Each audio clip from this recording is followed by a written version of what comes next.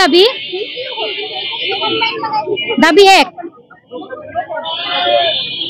চারটা দাবির মধ্যে দাবি এক, যতদিন পর্যন্ত বাংলাদেশে নারী শিক্ষার জন্য, উচ্চ শিক্ষার জন্য ইডেন মহিলা কলেজের অনুরূপ শিক্ষার্থী ধারণ ক্ষমতা ও সুযোগ সুবিধা সম্পন্ন প্রতিষ্ঠান বা বিদ্যালয় প্রতিষ্ঠিত না হচ্ছে ততদিন পর্যন্ত ইডেনই থাকতে চাই। আমাদের একটাই দাবি যে ইডেনের স্বাতন্ত্র্য রক্ষা করে এখানে যদি আপনাদের কাঠামো বা কোনো স্ট্রাকচার দাঁড় করাইতে হয় তাহলে অবশ্যই এটাকে মহিলা কলেজ বা মহিলার যে ইটা আছে এটা রেখে এখানে কোনো নাম্বার, হ্যাঁ না না, আপনি যদি আপনার মাথা ব্যথা হলে সলিউশন খুঁজবেন যে কিভাবে সেটাকে নিরাময় করা যায়। তো আমরাও চাই মাথা ব্যথা হলে যে মাথাটাকে কেটে ফেলবে এরকম না, আমরা চাই আমাদের এই সংকট নিরসন হোক। আমাদের যে মেয়েগুলো রয়েছে সেগুলো অনেক বেশি।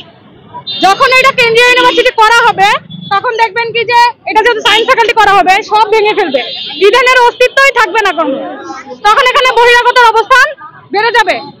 ইভেন আমাদের কলেজে 6টা হল আছে, 6টা হলই তৈরি করা হয়েছে একমাত্র নারীদের জন্য।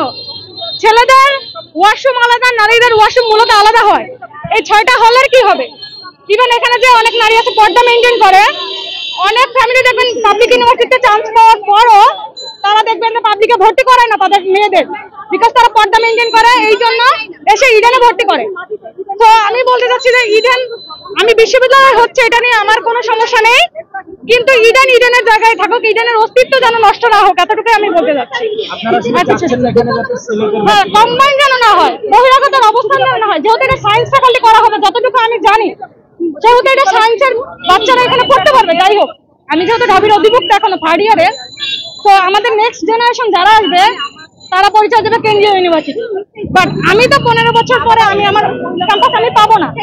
আমার ফিউচার, আমার বাচ্চা কাচ্চা যারা হবে তাদেরকে আমি কখনোই বলতে পারবো না যে আমার একটা কলেজ ছিল ইডেন মহিলা কলেজ, যেটা বয়স হচ্ছে এখন মূলত 152 বছর, এটা তো কখনোই বলতে পারবো না।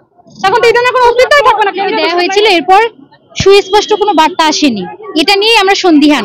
তাই আমরা তাদেরকে জানিয়ে দিতে চাই, সংশ্লিষ্ট কর্তৃপক্ষ এখানে যারাই জড়িত থাকুক, আমরা আমাদের প্রশাসন, আমাদের ম্যামদের, আমাদের অধ্যক্ষ এবং সংশ্লিষ্ট কর্তৃপক্ষ যারা এই কাজগুলোর সাথে জড়িত আছে, আমরা তো একদম শিক্ষার্থী হিসেবে ভিতর পর্যন্ত জানি না আসলে কারা জড়িত আছে। তাই সংশ্লিষ্ট কর্তৃপক্ষ যারাই জড়িত আছে তাদের দৃষ্টি আকর্ষণ করছি, তাদেরকে আহ্বান করতে চাই 3 দিনের মধ্যে আমাদেরকে এই বিষয়ে আমাদেরকে যেন একটু আশ্বাস দেওয়া হয় বা আশ্বস্ত করা হয় যে আমাদের পরবর্তী পদক্ষেপ কি হতে পারে।